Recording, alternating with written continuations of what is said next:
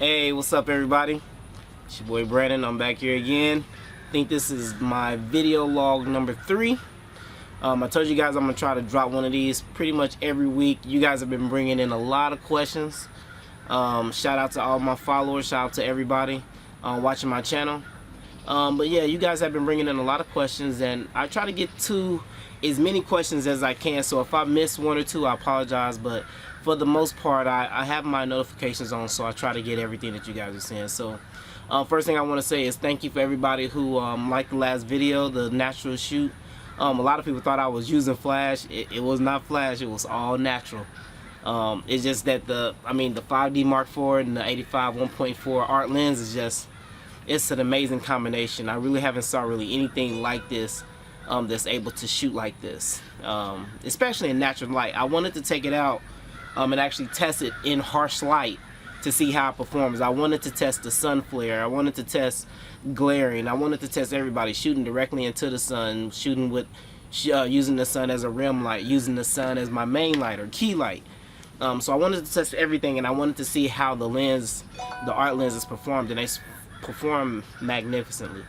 I took the 135 1.8 out Sigma ART lens. I took the 20mm, as you guys saw in the last video, and they perform great. The Sigma is on another level. I pretty much traded in all my lenses, like I told you in my last video, for our ART lenses. So I'm looking to pick up here the 35mm, and also Sigma has a 12 to 24 f4 that I'm really looking into getting. It's an amazing ART lens. I haven't got a chance to play with it yet. If you guys have had a chance to play with the 12 to 24mm f4 ART lens by Sigma, let me know what you think about it. I also said I wanted to apologize. I know I told you guys in the last video that I used my 70 to 200, but I think the video was running so long I wasn't able to get a chance to throw it in there. So I do promise you though, on my next video I will incorporate the Tamron 70 to 200mm DI VC for vibration control. But yeah, just giving you guys a update. I haven't got really too much gear this week. I did invest in this. This is the Ultimax. This is a neutral density filter for my 85mm 1.4. So with the 85mm having a huge filter on it, it was really hard to find a neutral density filter to put on the front of that thing. The glass is just huge. So I was able to find one that fits, and I've already tested it, and it does magnificently. So this is a professional variable neutral density filter. So basically what happens is when you put it on the front of your lens, it has basically another filter on top of it, and you rotate it, and that's how it changes basically the neutral density. So I absolutely actually love it. It keeps me from carrying around 3 and 4 different neutral density filters. And like I said, it was so hard to find one for my 85mm. So I will leave a link in the comments for this one. I think this thing is only like $12 or $13, and I couldn't believe it. I was paying $40, $50 for my Tiffin, 0.6 and 0.9, 2 and 3 f-stop neutral density filters when I had my 85mm 1.2.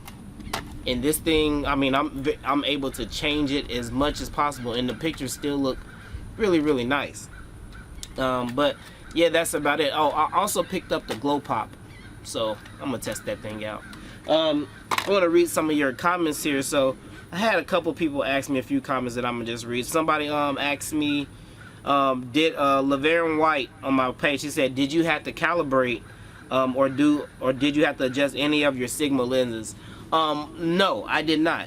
I do have the Sigma dock. When I hooked my Sigma lenses up to the dock and on my computer, only thing I really did was verify that the last edition of the firmware was updated. I didn't have to make any kind of micro adjustments.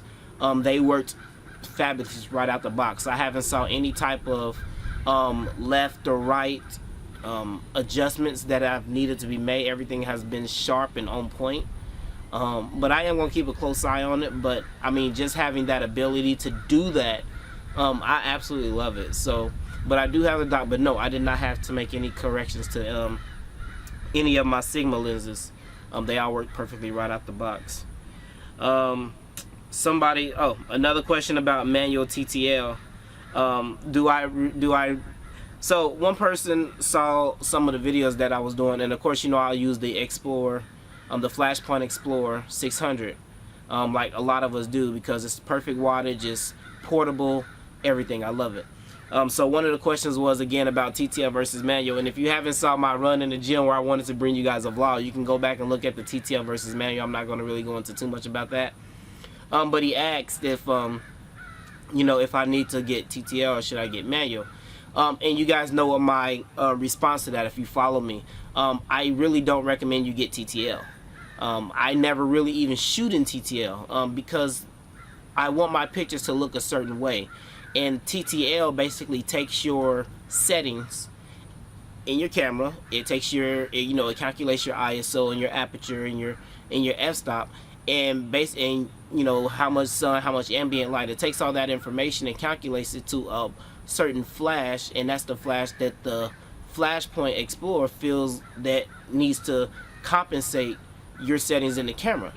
Sometimes, you know, most of the time you want your settings always different. I always want my settings different. So I really kind of wish I never invested in the TTL, because I've never even shot TTL. For people who just run and gun and just got to set up real fast and go, hey, TTL might be for you. But I'm telling you right now, probably 90% of the people who use the Explorer do not shoot in TTL. I can guarantee you that. I'm just keeping it real with you guys. I don't beat around the bush. I pretty much never shoot in TTL. So I'm not really saying it's a waste of money, but what I am telling you is that you're probably not going to use it as much as you think you are. I know it's the idea of having TTL is awesome, and that's something, if you want to invest in it, you might use it in the future, go right ahead. But I don't think it's something you can. I don't think it's something that you actually really need. No TTL. But hey, through the lenses for you, then I mean, whatever works for you works for you. But other than that, and another thing about TTL, you got to remember, a lot of times when you're shooting your strobes, you have a softbox or something on top of it to kind of soften up the light, right? Well, here's one thing that a lot of people don't tell you, that I always try to keep it real with you guys, that you don't think of. The softbox, a lot of times when you use a softbox, is double diffuse or even single diffuse. Your TTL or your Flashpoint or your Explorer or Godox or whatever you're using, it doesn't compensate for the amount of light that's being double diffused. It knows that it's only taking your camera settings and saying that this is the flash, but it's not saying, okay, oh, he also has a softbox on top of the flash, so we also need to account for this diffusion panel and this diffusion panel, and then it brings out, and then it calculates the flash. It doesn't do that. So that's another reason why I don't shoot in TTL. It does compensate for the amount of flash that your camera for your camera settings, but it doesn't take into effect any other variables like a softbox that you may use. So you might want to think about that also. Everybody's like, oh, it doesn't. Yeah, it doesn't. So and I read, let me see if I can find one more question. Somebody said, did you ever do, I already brought the Tamron shots. Here's a question. Should I get the 70-200 Tamron G2, or should I shoot with a prime lens, a 135 f2 from Canon? I really don't know which one to get. You did an amazing job with your 135 and the 70-200, but I don't really know which one I should invest in. Should I get both? Should I get one?